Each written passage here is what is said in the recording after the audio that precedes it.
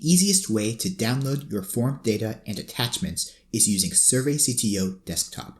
You can install SurveyCTO Desktop from the documentation at docs.surveycto.com/desktop. Click the button for the suggested download and run the installation. When you first open SurveyCTO Desktop, it will look like this. To get started, click Create Your First Workspace. Give the workspace a name. It can be anything, but we recommend something related to your project. You can always change it later. If you'd like, you can change the local storage location. This is where your cached data will be saved. When you're ready, click Create New Workspace. Your workspace is now ready. Let's download the data for a form. On the left, go to Sync. On the right, make sure Server is selected. Then click Log in to a new server. At this pop-up, enter your server name and email address.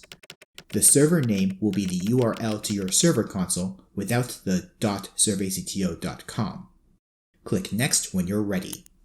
Enter your password, then click Log in. We are now logged in.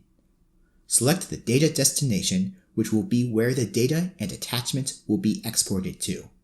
Click Browse and select your preferred folder. Click Continue when you're ready. Select the form you would like to download data for, then click Continue. When the setup is all set, click Run Now.